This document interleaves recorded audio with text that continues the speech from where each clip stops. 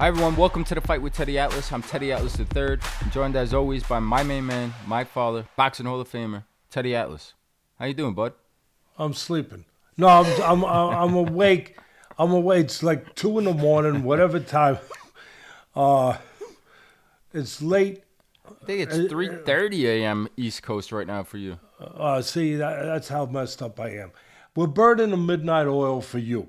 Now, look, we do it for ourselves. I'm not one. I try to be as, I try to be as genuine as I can be. Be myself and always, just say what I believe and, keep it the way human beings should keep things straight and forthright. We do it for ourselves because we enjoy doing it. We have a platform, but we also do it for the audience. If we didn't have an audience, we wouldn't be doing it. We're burning the midnight oil because there is a blizzard coming. They're talking about like one of the monster storms of the last 8 years, whatever the heck, I don't know. And they're talking about possibly 2 feet, 1 foot, whatever, depending on where you are in the Northeast. And obviously we're in New York. My buddy is in Vegas. He don't have to worry. But we had a big night tonight with UFC and boxing. 2 good shows, really great fights. 2 different kinds of fights. The boxing was the sweet science, great fight, but really high level, aggressive chess.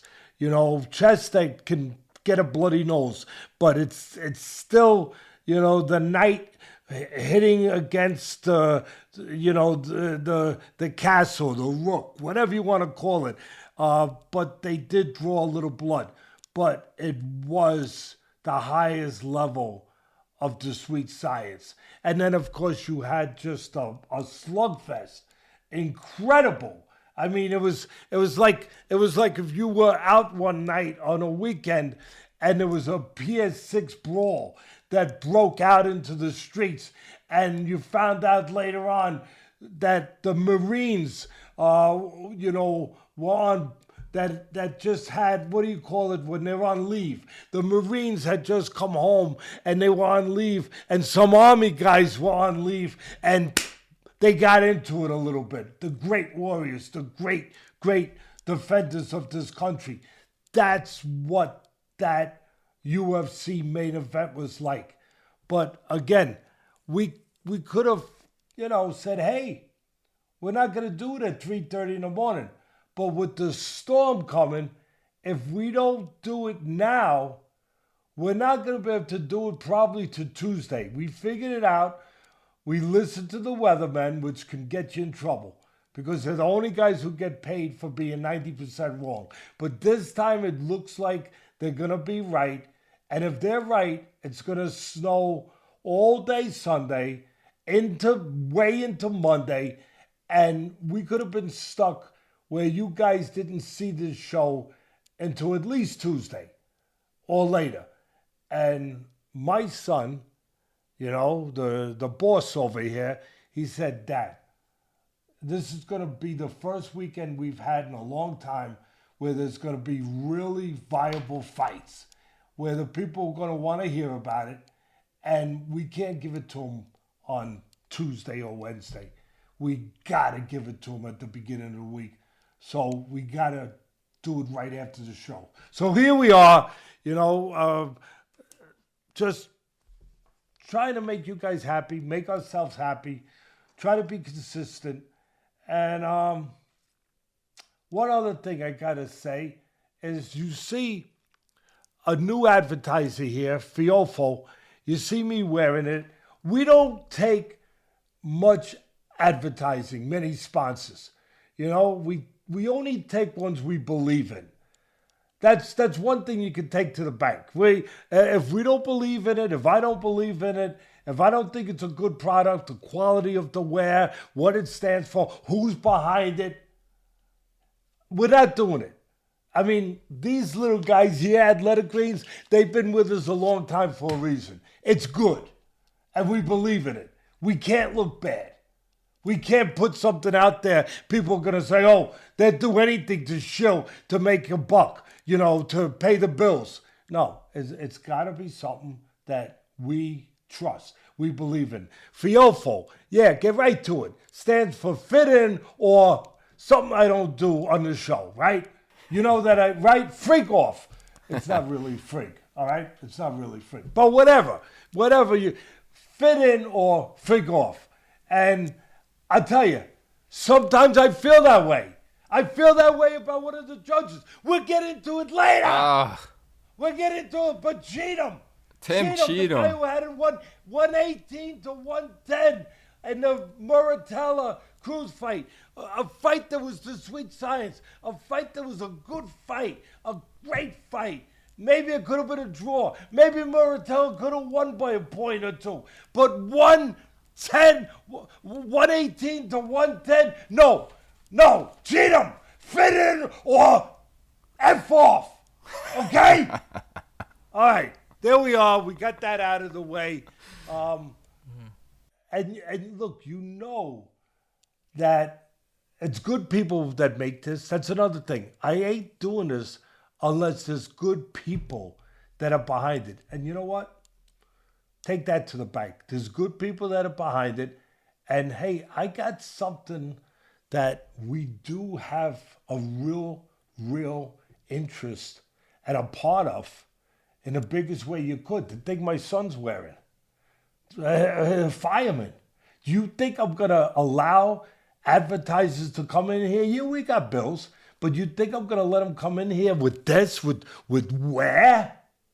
When it's going to go, if I thought it was going to go against, if it was something I didn't believe in, they could cut into something that we have, that we own, along with Benamana and Box Raw, with the fireman line? No, I wouldn't be doing it. So that alone should tell you, hey, you know what? Fit in. It is 3:30 in the morning. Fit in or Cheatham. I wish it was that easy to get rid of that guy. But take it away, bud, because really, I'm serious. 3:30 in the morning, your mother, my beautiful wife, is going to be saying, you had to scream. It was 3:30 in the morning. It wasn't your fault. It's Tim Cheatham's fault because I want to scream every time I hear his name before he even submits his scorecard. Unbelievable. But you look good. You look good in the Fiofo. We got our boxer always with us. I was actually at lunch today with Ben Amana. We're always going to continue to support and be with Boxero. And yeah, bud, let's get into it. Let's get right into the action. Like you said, great action tonight here, Saturday night. I just got back from the boxing action. We're going to get into the UFC. But before we do, there was some action on Friday night.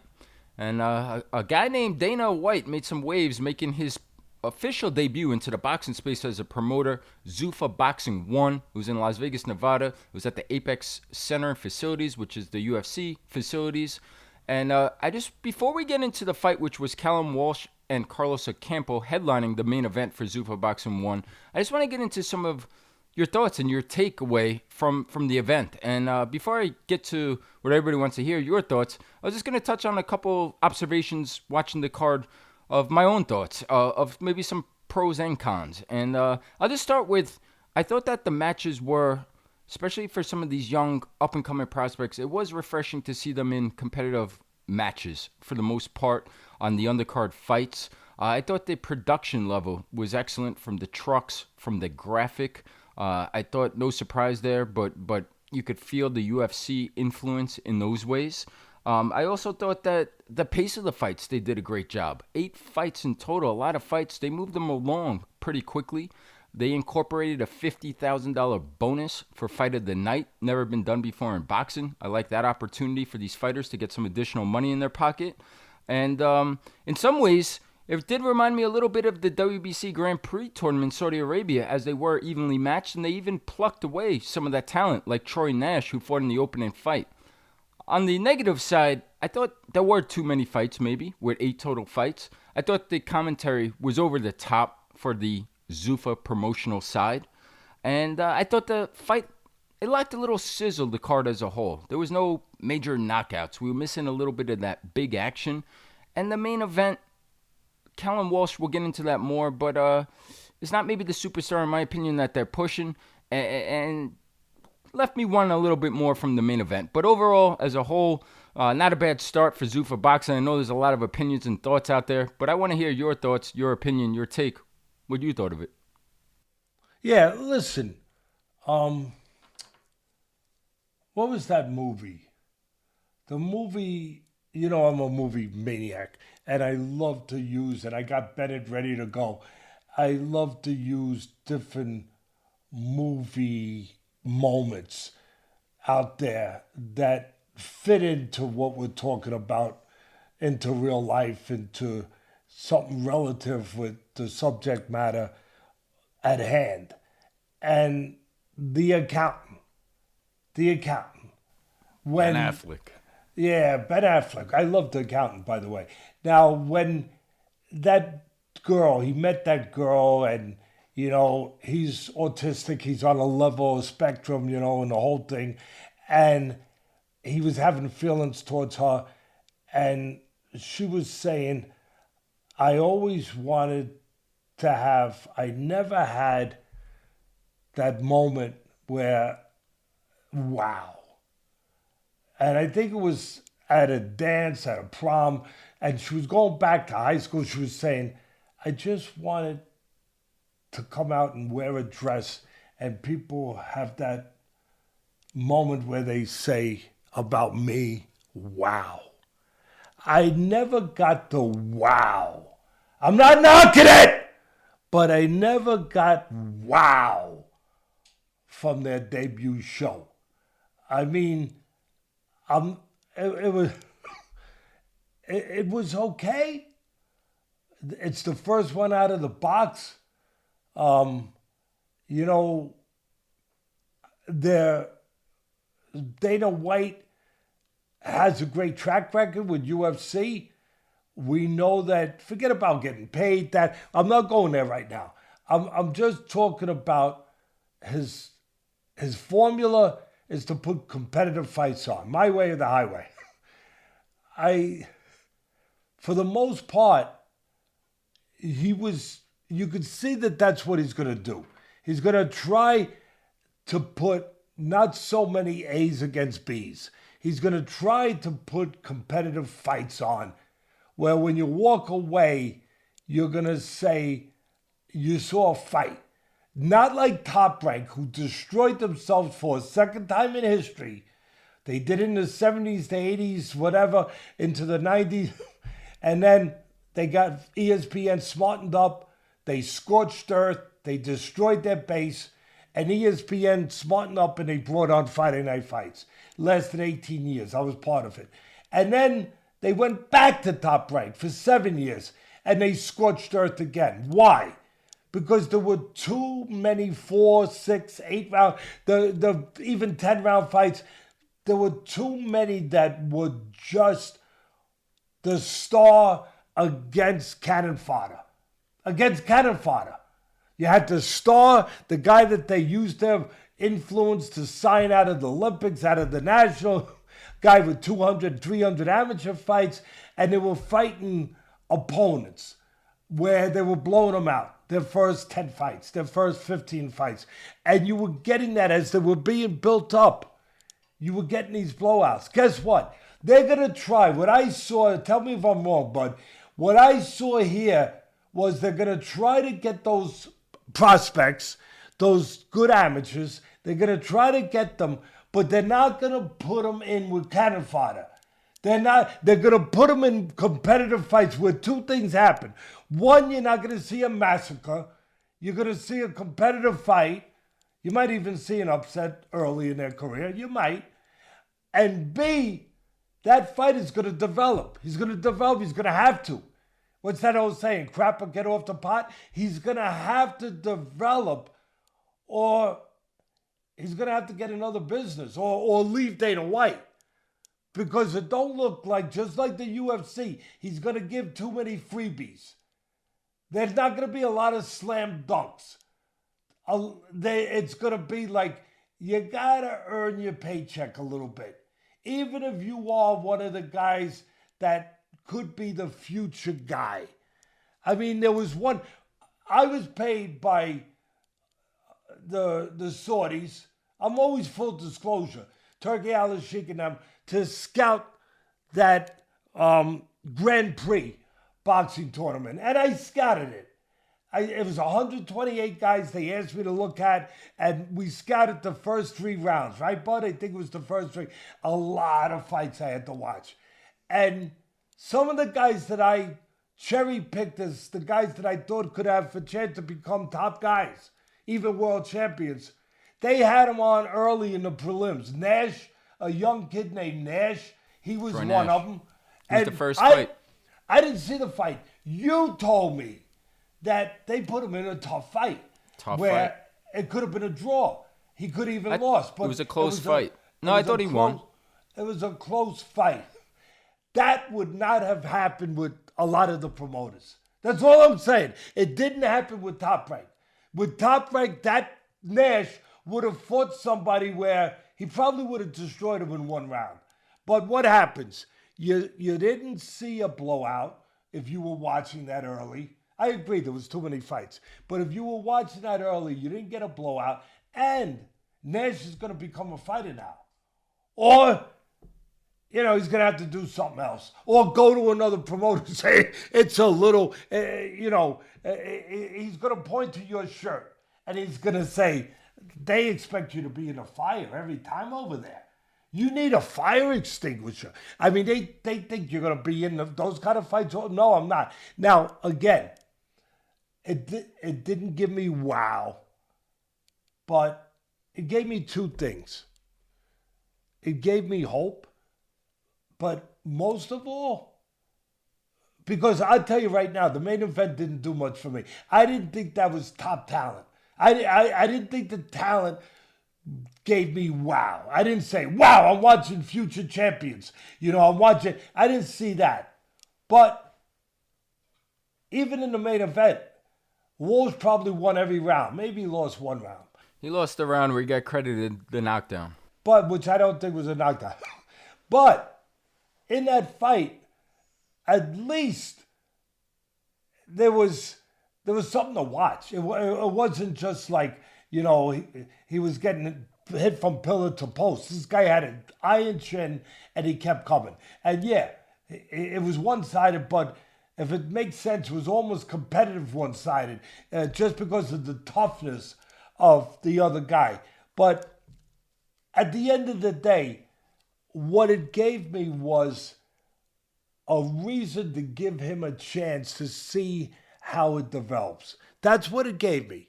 Where I'm going to say, okay, Dana, because of your track record with UFC and your formula that did work over there, this is boxing, I get it, different, but you gave me a reason to give you a chance. Does that make sense, bud? To say, I'm gonna give you a chance. I'm gonna stay with you and I'm gonna watch and see if you disappoint me or if you are the guy that some people think you are, that can do what you did with UFC, you can do it here. Now look, he ain't going to replace Eddie Hearn. He ain't going to replace Frank Warren, and all the other promoters out there that have been doing it for a million years.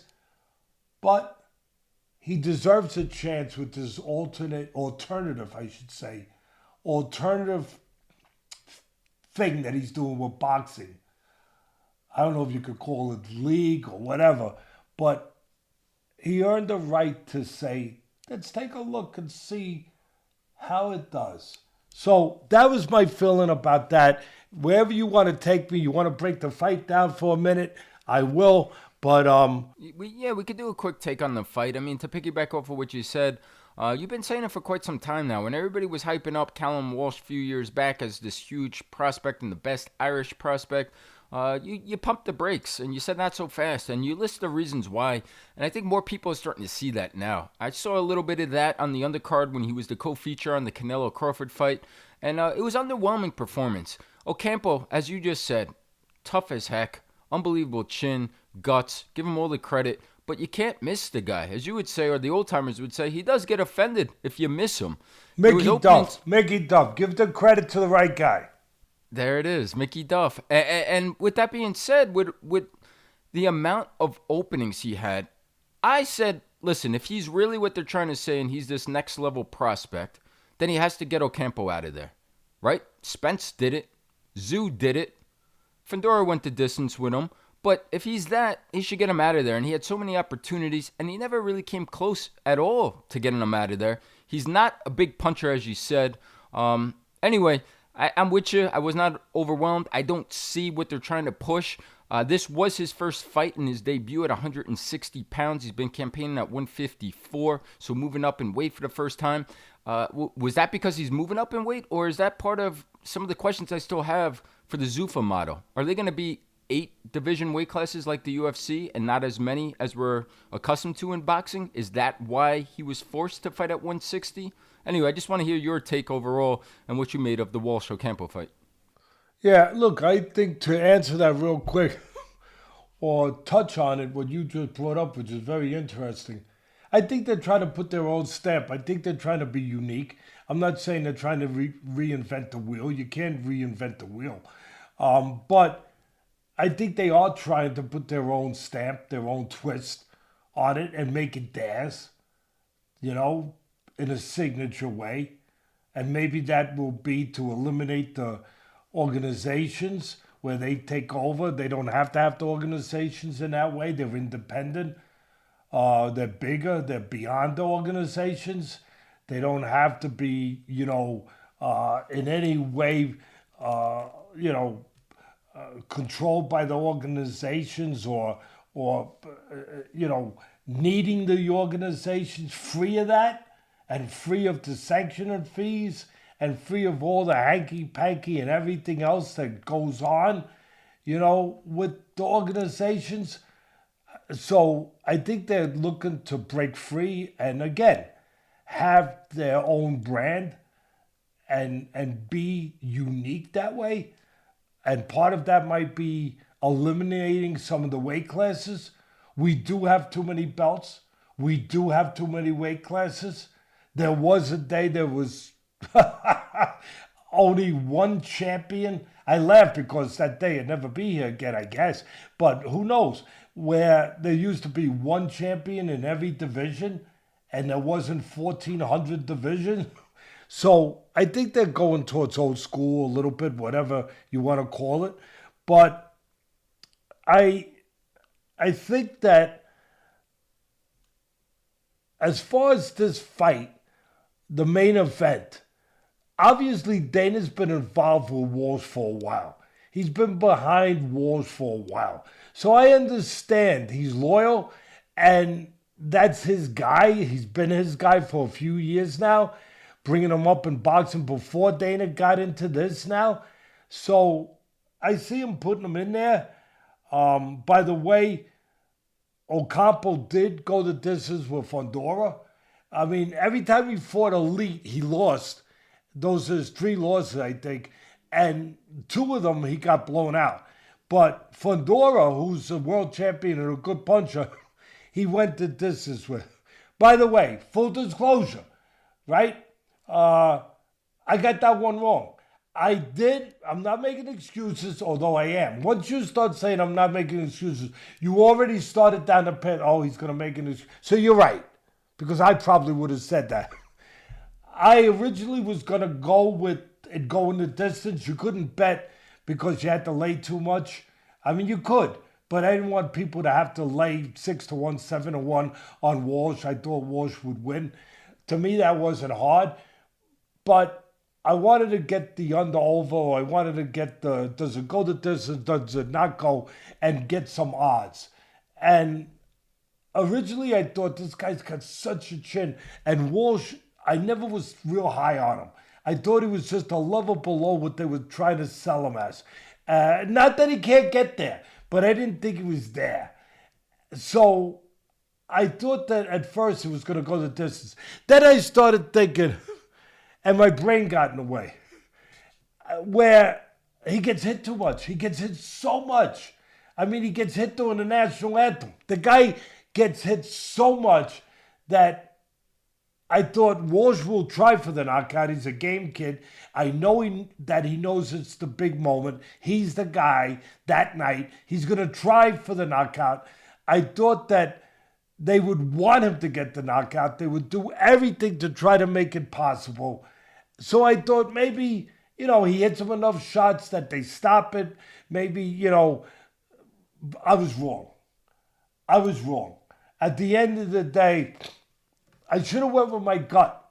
My gut was that this guy is so tough, and Walsh is not the puncher his record would indicate he was, that this guy will be able to do what he did with Fundora, and he'll be able to last. Fundora was 4 years earlier, 5 years earlier, whatever the heck it was. So I just thought the age, maybe he could get rid of him. I got it wrong. We were at a record of something like 25-3. And now we've lost 2 of 3. I think 2 of 3 in the last week. So we came down a little. We still got a pretty good record. I'm not, I'm not justifying losing. I hate to lose. I hate to let everyone down. But we'll get back. We'll get back on it. But we did get that one wrong. Walsh, from a technical standpoint, he didn't use the jab enough. He's a southpaw. Now, I almost can't blame him. This guy was so easy to hit. He must have been thinking, why waste my time with a jab when I can hit him with power punch? And he did. The problem was the guy took the shots. He was wide with the shots. Some of them with his arm. Some of them he leaves himself open by throwing a little too wide. Some of them he reaches in, he gets out of position. He drops his hands. I think those things have to be tightened up when he steps up the level. If he's going to be the prospect that Zuffa wants him to be, and that Dana has obviously invested in him being, then he has to get better. And I'm a little surprised because he had one of the famous trainers. Tell me if I'm wrong, but I think he had one of the famous trainers for most of his pro career, Freddie Roach, as the guy developing him. And I thought that he would be a little better in those. Am I right? He did have Freddie Roach. I don't think he has him anymore. He's had Freddie Roach training him. You're correct. Freddie was not in the corner for the fight last night, but Freddie's longtime assistant, Marvin, was in the corner as his trainer. So he's had Freddie from the pros, since he's been in the pros, from what my son says. I thought he'd be better technically. Again, I was disappointed in that. I don't think he's the puncher that they're trying to make him be. I think he's got plenty of heart. There is something to work with, but he does need work. So at the end of the day, he fought a guy that got the will and the chin of granite and a great will, and the guy was able to take his best shots. I thought he could have went to the body a little more, but I tell you the truth, even when he went to the body, Ocampo laughed at him. Didn't laugh at him, but Ocampo was just so steady, so tough. He took everything thrown at him, and give him credit for that. Give Walsh credit for not falling apart, that the guy kept coming at him. I was a little surprised around the 7th round where Ocampo seemed to be getting to him a little bit, and then he stepped off the gas. I was like, what the heck? Why are you stepping off the gas coming forward when it looked like you was starting to maybe wear at him a little bit? Anyway, that's what I saw. Maybe I spent more time on it than I wanted to, but I thought I needed to. No, it was a thorough breakdown, and it was a decent start for Zuffa Boxing. We'll be keeping tabs moving forward. They have their next Zuffa Boxing 2, February 1st, so we'll be recapping that. So we'll keep it moving, bud. Before we do, quick pause. Going to thank today's sponsor, Athletic Greens. Athletic Greens, the all-in-one daily drink to support better health and peak performance. These guys spent 10 plus years with top nutritionists and doctors to create this formula. It's made from 75 whole food sourced ingredients. It has vitamins, minerals, prebiotics, probiotics, and antioxidants. This is like an insurance policy for your body's health. Athletic Greens is giving our listeners 3 travel packs for free and a free welcome kit including vitamin D3 and K2 and AG1 travel packs when you first subscribe. So whether you're looking to boost your energy levels, support your immune system, or address gut health, Athletic Greens is the way to go. Simply visit athleticgreens.com/atlas. Again, that's athleticgreens.com/atlas. All right, bud.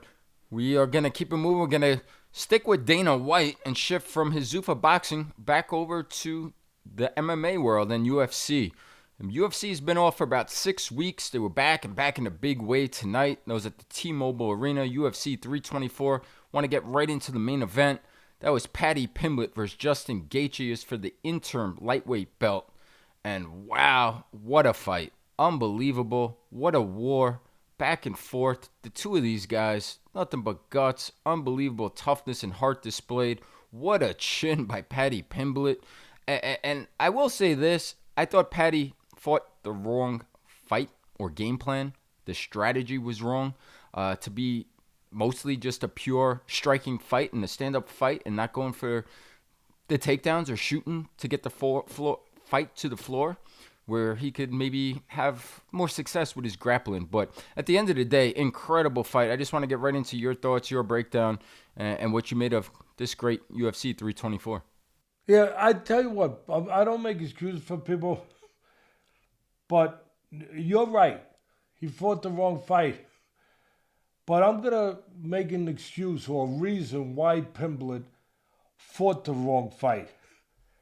He stepped up in level where he's never been in with this grizzled and experienced a fighter before. He's been the guy for the last 2 years, Paddy the Batty, that Dana's looking to be the next Conor, the next whatever. They're always bringing another star along. He's been being put into that place where he's been, the guy that's being developed to be one of the next stars. No doubt about it. He's charismatic, the whole thing. And he's never, they stepped him up in his fight before this, and he looked really improved. He really did, Pimblett. But he'd never been in versus with Michael Chandler. Yes. He's never been in there with a guy who's been this successful at a higher level and a guy that is, again, this much of a veteran, a proven veteran, to be able to do it at that level. He went in there with questions. That was the difference. Anytime you're stepping up a level, there's questions that haven't been answered. That's what a lot of people that have watched the fights, hopefully they come here to get help with that, but that's what they don't really understand sometimes, is that the biggest thing they're dealing with is the mental part. Yes, the physical, the skill level, the technical, but the mental, where they're going into a fight asking questions, wanting to get answers to questions that the guy they're fighting already has the answers. That's the big difference. Gaethje had answers. I know what happens at this level. I know how I behave. I know how I feel. I know what I do. In other words, simply put, I could depend on myself. Pimblett was hoping he could. Hoping and knowing is two different things. He got there. It turned out he's got great heart. But he got there asking questions. The questions got answered. But it was a painful answer. That's what was going on. Now we'll get to the technical stuff. And I'll say one more thing. I often say, but this is one of my things that I'm known for. When fighters go in the ring, they leave the ring with less of themselves. And when they're in a tough fight, they might leave the ring with a lot less of themselves. This was a fight I'm gonna change what I say. Yeah, I am. You still leave with less of yourself. But This fight was a fight where the younger fighter that needed to get answers to questions that he had never been asked before, he left the ring with something more of himself. Boom! Yeah, I said it. Yeah, he took a beating. Yes, I get it. But he actually left the ring, the cage, having gained something. Yeah, he gave up a little, no doubt. But he gained something in return. He gained the knowledge that he can depend on himself. He gained the answers that, yes, I can handle this next level. And I will be better. And he will be better. He will be better. He will 100% be better. But it was magnificent to watch these two guys, the way they behaved. Paddy Pimblett was on the brink a couple times. But Pimblett, I'm sorry, he was on the brink of the abyss.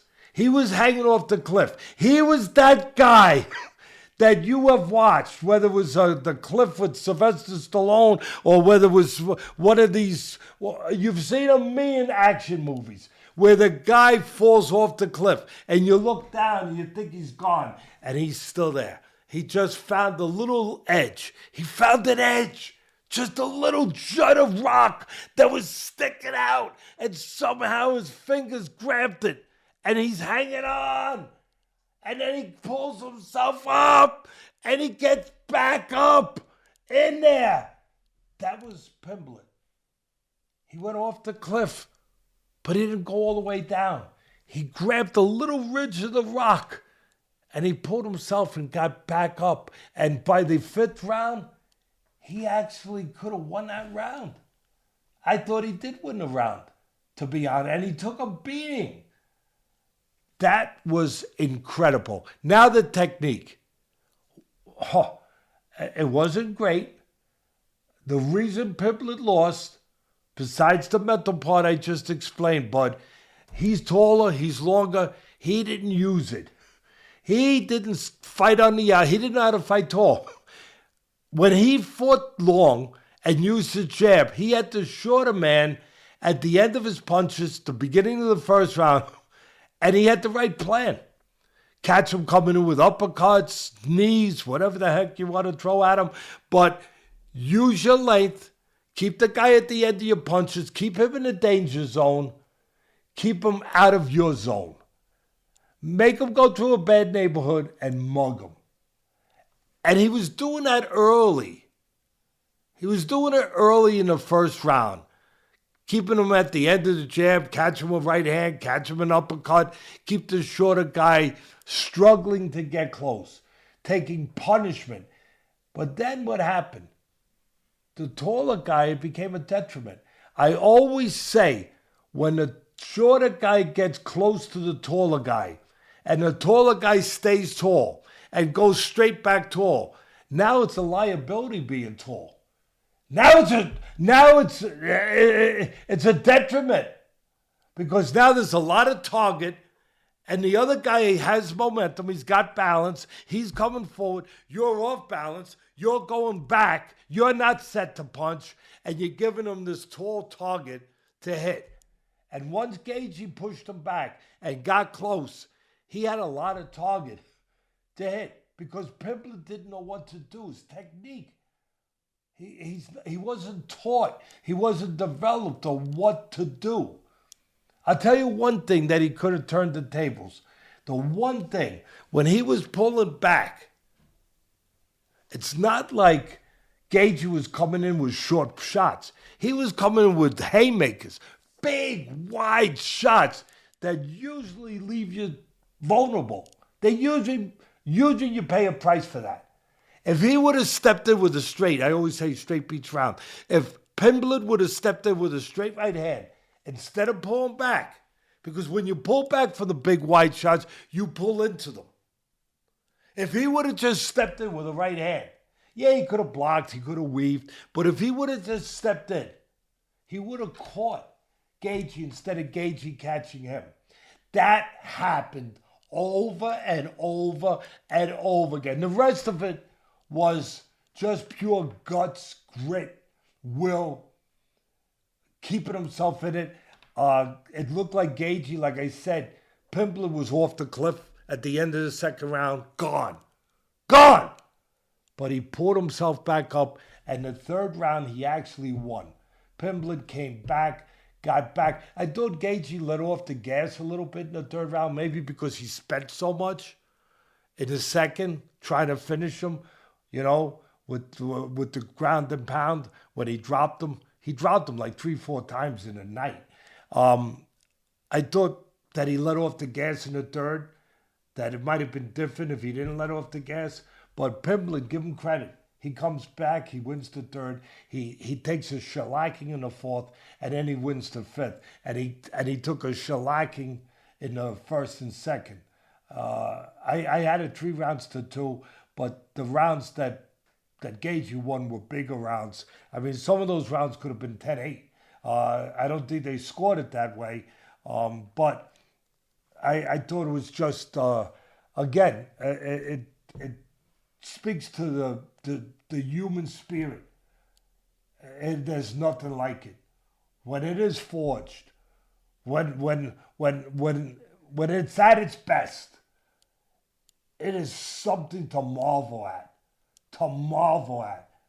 And I thought we saw maybe the coming of Paddy Pimblett, even though he took a beating, that this was going to teach him what he has to be taught. Yeah, no, absolutely. I loved the breakdown. I thought it was spot on. And to your point, in that third round, when Gaethje wasn't backing him up, Pimblett had a lot of success doing exactly what you were just saying. I'll say this. I thought and I'm taking nothing away from the great performance and the win from Justin Gaethje. But the one thing I want to make note, and I thought was a huge turning point of the fight, in the first round we had an eye poke. We keep talking about we got to figure this out. Dana has to figure it out with these gloves. Something. We had the eye poke. The second round, there was another eye poke, and he got away with it. The ref told him, if you poke him again, I'm taking a point away. But he didn't see this one. And right as it landed, he landed some big, heavy shots, Gaethje did. And that clearly put Pimblett in trouble and won the round. If he would have caught that and he would have took the point away, and then the third round where Pimblett did have success, I thought it was a huge changing point. I thought it could have changed the fight. Great point. Great point. I give even more credit when I think of that to the heart and soul that was exhibited by Pimblett surviving, and then not only surviving, he survived, but then come back to win the parts of the fifth the way he did. After being thumbed and cracked, bang, bang, whoop, bomb. I mean, it was just, you talk about it and adding injury to insult. I mean, it was just, it was incredible. It really was. And I can't wait Pimblett needs a long rest. He's got to heal up, but you need a long rest. They both do. And I give credit to Trevor Whitman. I give credit to both. I mean, it was a great job. But Whitman, the striking coach, who I watched his genesis when I was calling Friday Night Fights, where he was coming up as a young boxing trainer. And I'm very happy because he's a decent young man.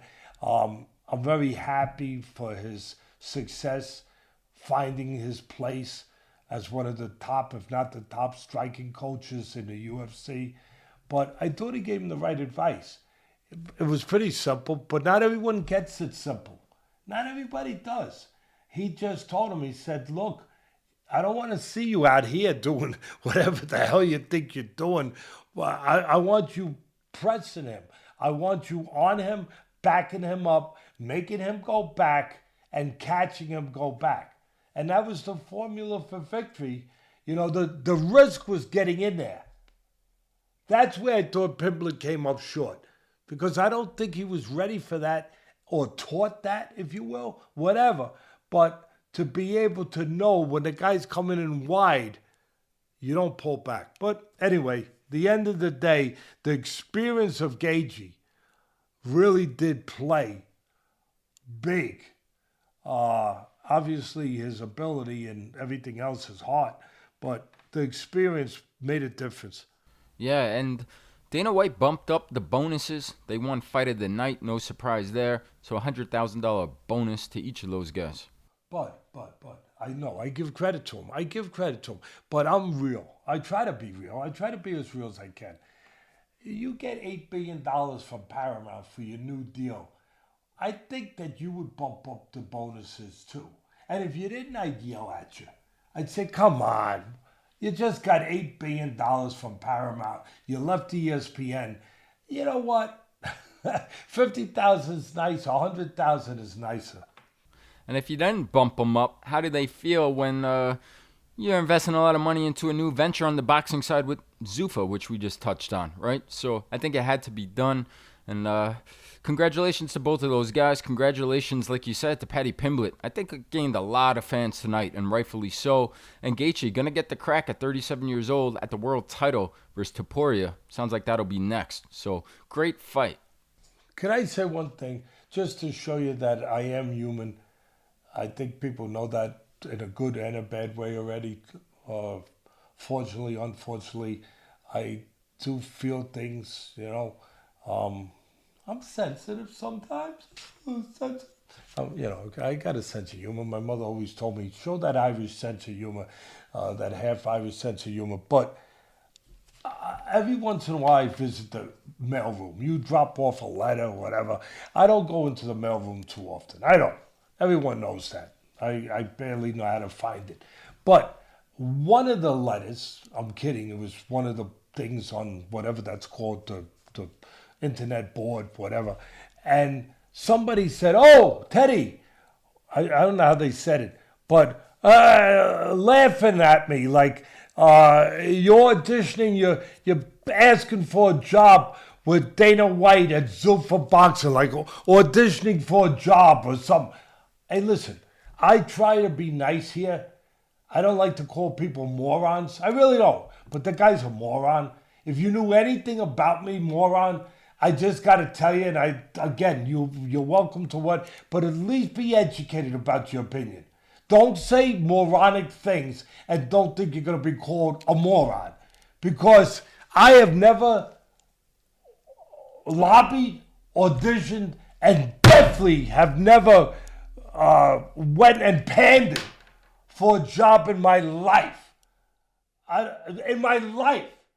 Matter of fact, if you want to know, and you didn't ask for it, but I'm giving it to you, my agent told me that I should have been aggressive for the Zuffa Boxing.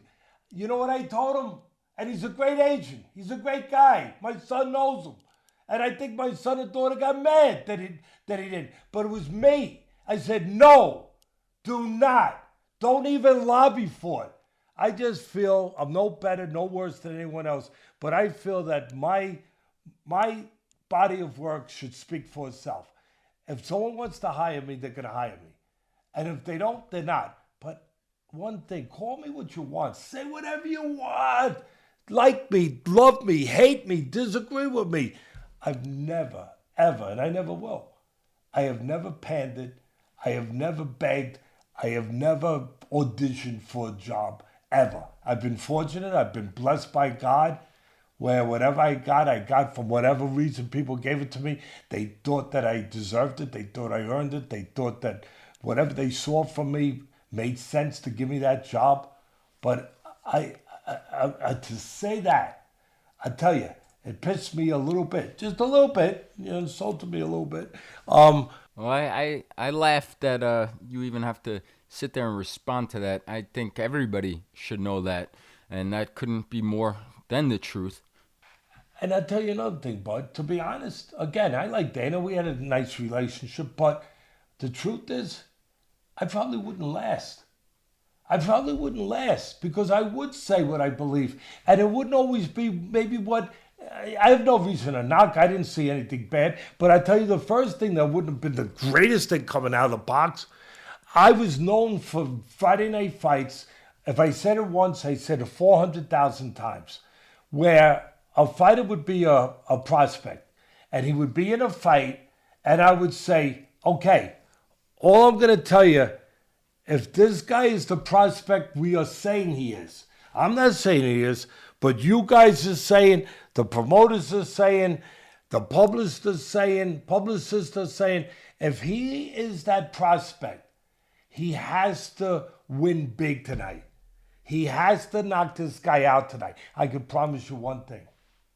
If I was sitting in one of those chairs, I would have said that. And I'm not so sure it would have been well received, but I would have said that. You wouldn't have compared him to Roy Jones? No, it's okay. Come on, I love Max. Stop. Max is my friend. We go back 100 years. He started with me at ESPN. I love him. He's a smart guy. He went to Columbia University. I know it's not all about that, but he's a smart guy. He's a talented guy. He's my friend. But I will tell you this. I would have said, I would have had to, because that's what I believe. I would have been consistent with what I did for my whole career. I would have said, hey, look, Walsh, if he is the prospect with saying he is, I think this guy has been knocked out twice. I think then he's got to find a way to stop him. He's got to find a way, because he's been stopped twice at the next level. If you're saying this guy's that next level, if he's not that next level, it's okay. But if he's that next level, then you know what? You got to stop the guy. And I remember there was an Irish kid coming up, just like this kid. He was coming up, and it was a top-ranked show, and he fought. He was an Olympian, and he was, only had a couple fights. And when it was over with, I said I wasn't impressed. I said it on the air, ESPN. I said I wasn't that impressed. The kid got mad. After the fight was over, the kid was upset. I remember Carl Moretti and all the people that take care of the top-ranked stuff. They were with him, and he was mad. Like, oh, Teddy said I wasn't whatever, he knocked me. I wasn't knocking him.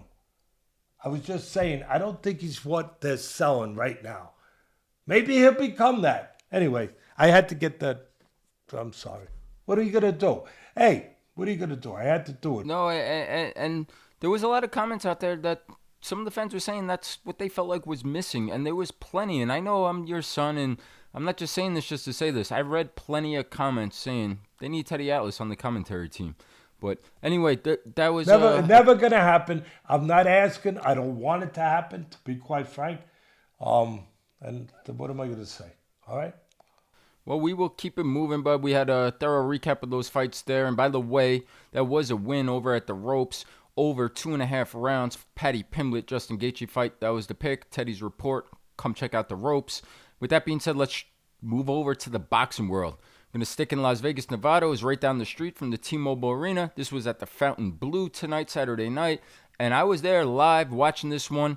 And that was Andy Cruz versus Raymond Muratalla. This was for Raymond Muratalla's IBF lightweight title.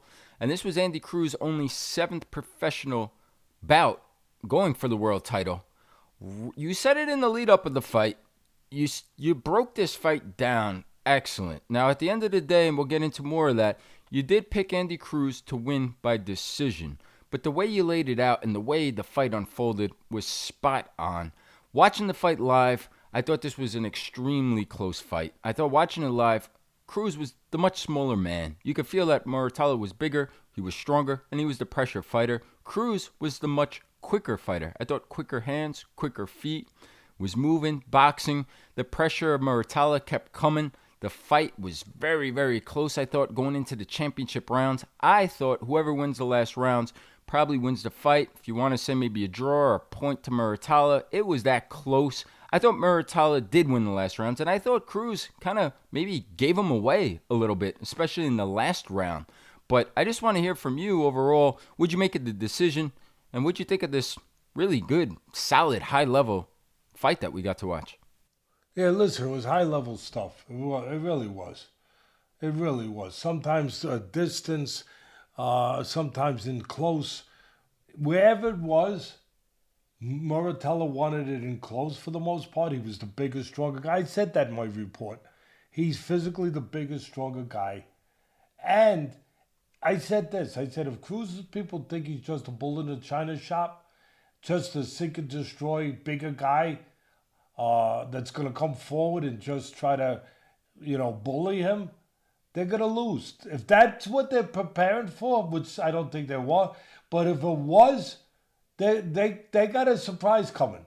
Muratalla's a solid. He might not have been 2 years ago. He has become, with Robert Garcia, he has become a solid fighter. He uses a jab. He doesn't reach in. He brings his feet. He feints before he comes in sometimes to keep the counters off, to keep you off balance. He keeps his hands up well. He's defensively responsible. He puts pressure on in a smart, controlled way. He goes to the body. The guy doesn't make... He's aggressive in a smart way where he's not making mistakes. He fought a hell of a fight. And I saw that going in. I still took Cruz. I took him partly because of his Cuban pedigree, his gold medal, that he would rise up. But I knew he wasn't in. Sometimes these guys get put in a fight where it's easier to rise up. This was going to be a hard one to rise up. He's an Olympic gold medalist. He's from the famous Cuban team. All of that. And he's trying to do what some of the other great Cubans did, like Rigondeaux, win the world title after a small amount of pro fights. What Lomachenko did, the great Ukrainian that was a 2-time gold medalist. He won it in 3 pro fights, which was just mind-boggling. There's been a few guys that have done that. Morel won the title, or another Cuban with only a few, a short amount of fights. He was trying to be one of those guys, but he was trying to do it, I thought, with a guy that was probably better than most people thought he was. And a guy that was probably harder to do it with than sometimes you're going to get. And again, I was betting that all this greatness that everybody foresaw in him, and it's still there. I think he's still going to be a world champ. But everything that people foresaw, that if it was going to be there, would rise up. The thing I was worried about, and I wrote in my report, I got it wrong. I picked Cruz. But I said, take a little play as a backup on a draw. And it was almost a draw. It was a draw on one scorecard. Yeah, one judge had. I said, take a little backup just in case. That's how competitive it's going to be. And I am concerned about this guy because I think Cruz will try to use the jab. This guy uses the jab too. Matter of fact, you know what he did to negate the jab advantage of Cruz? And he did have a jab advantage. He used his own jab to nullify it, to keep it in check, and he countered with right hands. That's what you do. And that's what you do if you have a trainer like Robert Garcia and you're more than just a tough guy. And he's more than just a tough guy. I thought his pro experience advantage, his size, his strength, but most of all his technique, that he was a solid guy. I thought that was the difference. And I thought that being in only his 7th pro fight, trying to win a world title, it did make a difference. It did show. It reminded me of Lomachenko, the great Lomachenko, who's retired now. I hope people appreciate the ones that got to see him during their time, how fortunate we were to see that great a fighter, because he was great. And he tried to win it in his 2nd pro fight. He came up a little short on experience, Lomachenko, with the guy that he fought. Very experienced. Salido, very experienced, tough, little dirty, rough guy, And he came up a little. The lack of experience bit him in the backside. It just nipped him. It nipped him. And then he won the world title his next fight because he gained from that. And then it never nipped him again. I thought that nipped him. That was the difference. That if he had a little more pro experience, it could have maybe made the difference. He's going to be a better fighter. He's going to be a world champ. He is going to be a better fighter because of this fight. I thought where he had the advantage, he didn't use it enough. And it was the lack of experience maybe. And it was Muratalla. Don't take away from Muratalla. It was him. But you saw the hand speed difference. Cruz, no doubt about it. Cruz had the advantage. Physicality, Muratalla. Hand speed, Cruz. When he put his punches together, you saw it.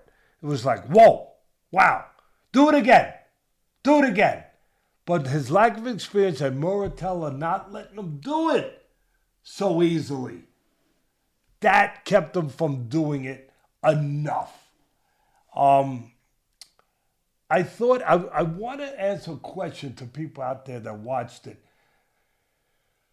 I don't know. Was he being hydrated in his corner? I was watching. It was a tough fight. You got to hydrate the guy. I was watching the corner with Garcia and his people with Muratalla. He was being given water and Gatorade. That's what I do. Especially if it's warm, especially not just warm, but if it's a tough fight, a grinding fight. And you want to make sure you're hydrated and you get the electrolytes in you. I didn't see, I saw in the corner he was getting grease, and his corner was telling him the right thing. I thought that Boo Ennis' father said, hey, get going. You're behind. Get going. Get going. And he did. He get going a little bit more after he said that. I didn't see the fluids. Maybe I missed it. All I know is Muratalla was stronger down the stretch. Maybe it was experience, maybe it was the mental, maybe it was a combination. Muratalla won the championship rounds. I thought it was a close enough fight where it made a difference. I had Muratalla, I picked Cruz. My son thought Cruz won. He sat ringside. He texted me right after that, I thought Cruz won. I thought he could have won. I thought it could have been a draw. I thought Muratalla won. I thought he won. But it was criminal. Criminal. When are they going to get rid of a guy? The guy is warning you. When he's a judge, and he's got it in his hands, the balance of a fighter's career, a fighter's life in some ways, a fighter's career. He's got it in his hands. He can move it forward or move it back. He can let the guy go forward to where he's making more money, where he's got a title, he's one step closer to getting out the door of a very tough business, a very dangerous business. Or he could pull him back unfairly. He could pull him back and make him go in the back of the line and face thousands of punches more to get to where he already was. He can rob that victory from him when it shouldn't be taken away, where he's got to go back and take punishment again to have a chance to get back to it, if he ever gets back to it. When you have a guy whose name is Cheatham, no, seriously, I'm not even trying to be a freaking jerk. I can be a jerk. No, you can't even make this up. But you can't make it up. His name is Cheatham. I'll say it again. Cheatham. In other words, I'm going to cheat him. He keeps cheating him. I'm sorry. He keeps cheating him. 118, what was it, bud? 118, 110. Disgrace. It's a joke. Any of you people that thought that was a fair score, really? Nobody thinks that's a fair score. Go away. Muratalla and Robert Garcia, I'm sure, would tell you that. Here. Fit in or freak off. Because if you can't fit in around your mind for that 110, 118, 110 does not belong there, then you shouldn't be. I don't even need you here. I'll be honest with you. I really don't. So, at the end of the day, that aside, and it's terrible. It really is. I gotta say, I don't know how you've done this for 50 years. I don't know how you sat at the table for ESPN for all these years watching this injustice of the sport by these administrators. And I feel your pain only doing this 1 year now of the podcast with you. How many times in this 1 year have we said the name Tim Cheatham and exactly what you're saying? And we continue to say it and nothing changes. And he continues to not only ref or judge fights, he's judging world championship fights. It has to end. I mean, the 118, 110, you said it best, but he really does need to fit in or frig off. Enough is enough. That we shouldn't be talking about that. We should just be talking about what a great fight this was. Because it was a really high-level, great fight, like you just laid out. And the final thing I'll say is this, bud, before we move on from it. You nailed your breakdown just now, because the big difference really to me was Muratalla threw more punches and outworked him, including to the body, and it was the pro experience that you touched on before the fight. Yes, we know Andy Cruz had the amateur experience and the gold medal, but a huge difference, obviously, in the pro experience. It was going to come down to the championship rounds. That's what I thought. That's what we said. Who wins those rounds? And Muratalla won them, and that probably won him the fight, in our opinion. With that being said, though, Andy Cruz, to your point of the pro experience, had never been in the 11th or 12th round before in his career. This was the first time. Muratalla had been there before. Obviously won the title in his last fight. It makes him, give him credit, Cruz. Give Muratalla credit.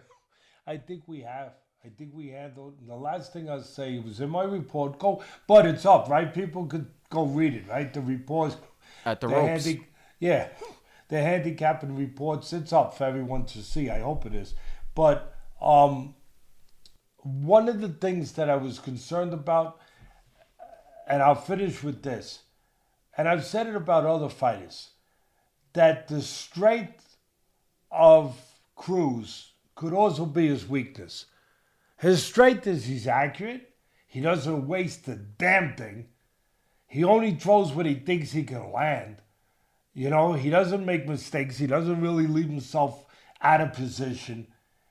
He is a guy that is he's accurate for the most part, but he's conservative. He doesn't waste anything. That's his strength, because he don't leave himself open. He only throws what he knows it makes sense. But I said that the one place it could be a weakness is he could be outworked. A guy like that could be outworked, out-hustled. He was outworked. He was outworked when it came down, when push came to shove. He was outworked a little bit. He will be back. Muratalla is terrific. Much better than most people ever thought he was. I knew he was good. But Cruz will be back, and Cruz will be better from the experience, and he will win a world title. Yeah, absolutely.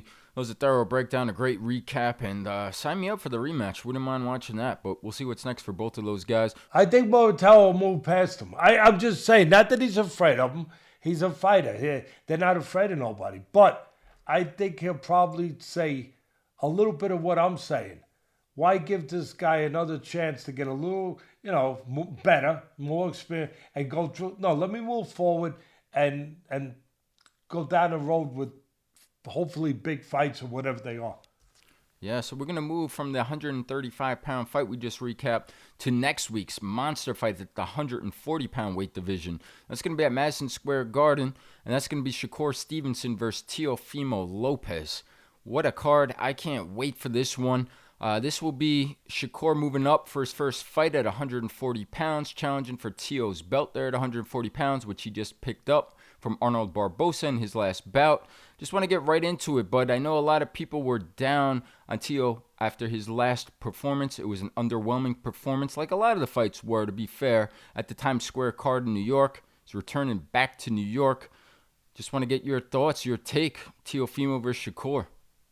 Well, if they were down on Teo, they were up as high as you could be on Shakur in his last fight.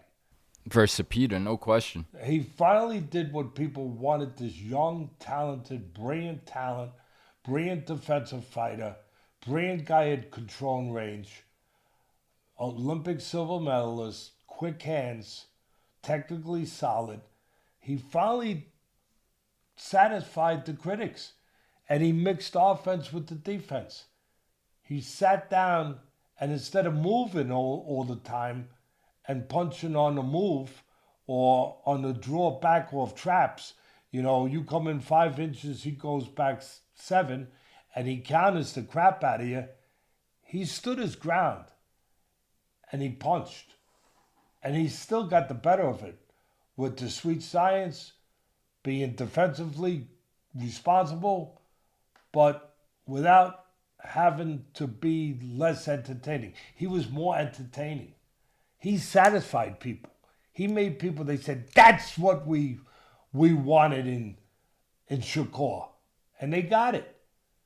Now he's a big favorite, or a good favorite. You know the line's better than me. But he's a good favorite. 3-1, over 3-1 favorite, Shakur is. He's a big favorite. It starts for me with Teofimo, where it starts is, where is he mentally? He's up and down. His father, the whole thing, his father's been with him the whole career. Listen, love him, hate him. His father has been part of getting him to these world titles. He's been part of it. Whatever. He has been up and down mentally. Where's he going to be? If he's right, if he's stable, if he's in a good place, he seemed to be in a very good place when he fought Lomachenko. If he's in a good place, I think this could be the first time that Shakur Stevenson has somebody who can match him with athletic ability.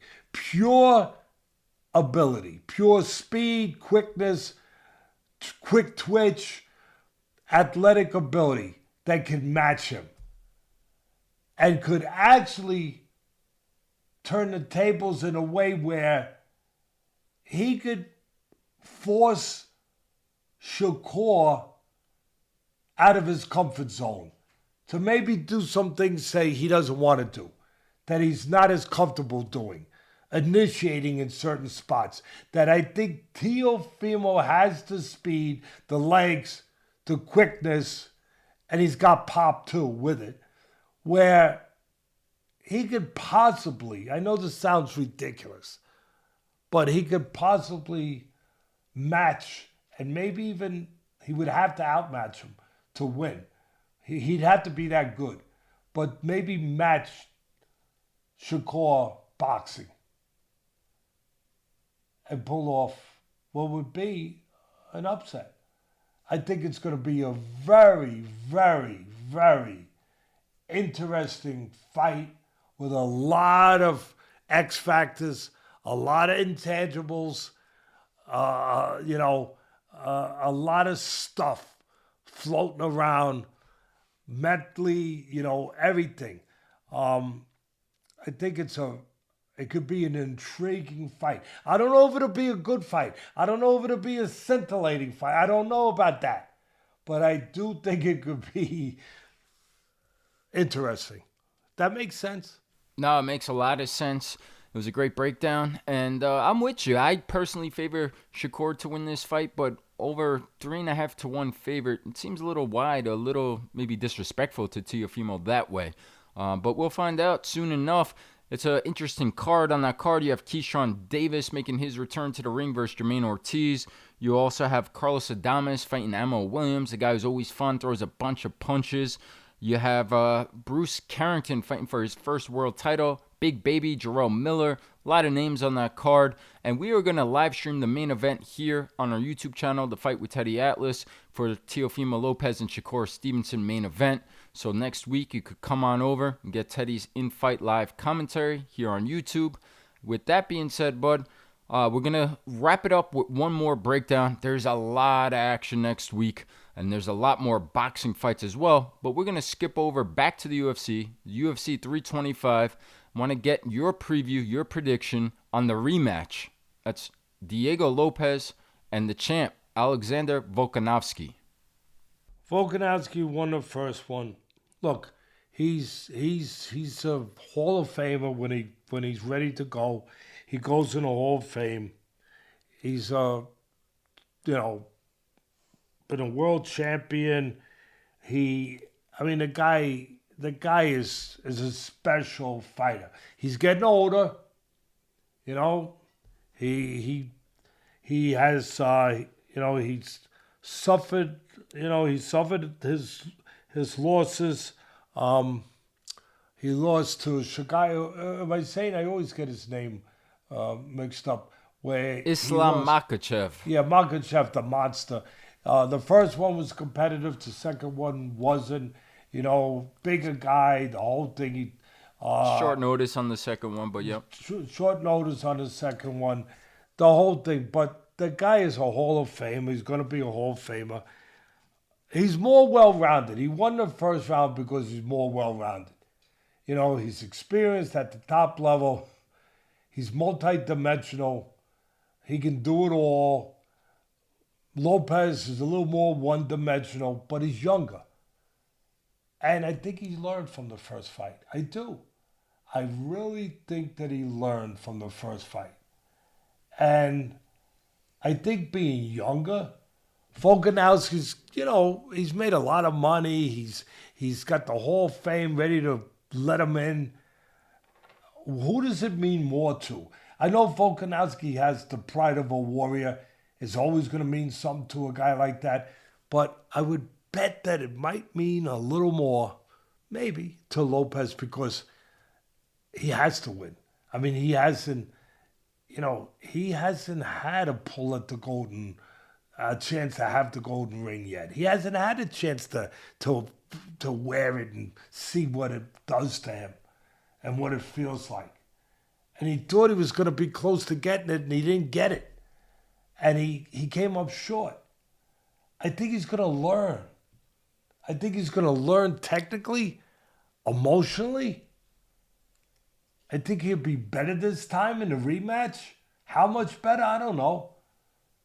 But I don't know if Volkanovski can be better at the stage, the age that he's at. I don't know. I think that Lopez needs to use his length a little bit more, his jab. He needs to do certain technical things a little bit better. He's got to be more set to punch when Volkanovski makes his runs at him, comes at him. He's got to be ready to counter a little more. He wasn't ready to do that so much. I think at the end of the day, I think Lopez has a chance. He's an underdog, again. I don't know how big, but he's an underdog. Yeah, he's around plus 135 to plus 155 range. Yeah. I love Volkanovski. The one big thing you got to take into account here is for Diego Lopez, the first fight was in Miami, Florida. This fight, he's going to the home country of the champ. This fight's in Australia. If he doesn't get the knockout, it might be hard to get the win on the points. I think he's going to be better. I think he's got a chance to get the win. It's going to be tough. He's fighting the champ, the guy that's, like I said, a Hall of Famer. He's more dimensional, but he is getting older. He has achieved things that Lopez hopes to achieve. If his trainers are top guys that I think they are, they will look at tape like I looked at, and they will see opportunities to get better. I think that at the end of the day that he's got a shot. I like the over. That would be my main play. The over, I think it's 3.5. Over 3.5 rounds, I believe it was minus 135. Yeah, I like that play. Just like I like tonight, the over in the Pimblett. I think it was only 2.5. It was. In a Pimblett fight, I like the over. We hit that one, thankfully. But I do like the over in this fight. I do also think he's got a chance to pull it off. But my play would be the over. Well, there you have it. And again, everybody, for full reports, for other picks, come over and check out the ropes. With that being said, we've been going pretty good here. It was a lot to unpack with Dana White and Zuffa's debut show. Obviously, we just recapped all the boxing and previewed the boxing and the UFC fights as well. There's so much action next week on January 31st. Besides the ones we just previewed, there's a really good, interesting fight, world title fight in Puerto Rico, and that's Xander Zayas fighting Abbas Baru. I'm really looking forward to that one. Don't ask me how you watch it. Go find Top Rank Classics, I don't know where, but yeah, that's going to be out there somewhere. And then also, there's going to be another good fight in the UK. Muratalla, 154-pound champion who has not fought since winning the belt versus Tim Tszyu. He is putting his belt on the line across the pond over in the UK versus Mr. Kelly, Josh Kelly over there. Another interesting matchup. Teddy has broken down all those fights, grinded the film, wrote full reports, has his picks. We don't have the time here. Come over to the ropes. You'll get those in addition to the ones we did break down. So just wanted to say that. Great episode, bud. A lot of work. Appreciate you as always. It is 4:45 in the morning on the East Coast for you there in New York. So thank you. Take us home, sign us off, and go get some rest. You deserve it. Listen, appreciate everybody. I try to always tell you that as much as I can. Me and my son appreciate you coming on this show, caring about this show. I think we show that by trying to give everything we have, our passion, every bit of ourselves to make the best show, the most informed show, the most accurate show we try to make for people to gain something from it. Continue to support it. We'll continue to give you every bit of ourselves, even if it is staying up to 4:30 in the morning like we did here. Stay up to 4:30 in the morning so you get it on Monday instead of getting it when the snowstorm finally goes away. Be safe. If you're on the East Coast, be safe. It is supposed to be a really serious storm. Don't go out. Sit home Sunday. Well, you wouldn't have seen this yet, but sit home, put a fire on or whatever, cook some hot chocolate. I know tomorrow's Sunday. We're going to be watching the football games. We're going to be watching the games. You got some great games, some great stories there, too. I think Seattle's got a good shot to go all the way. Who knows? Who knows? But you got, I mean, they turned it around. You got teams that went like New England that were terrible last year. And they're one game away from the Super Bowl. I mean, enjoy, be safe. Like I said, don't go out driving with this snow. God bless everybody. Thank you for being here. See you next week. Yeah, as always, thank you guys for being with us. Please like, comment, subscribe. We'll see you guys again next week.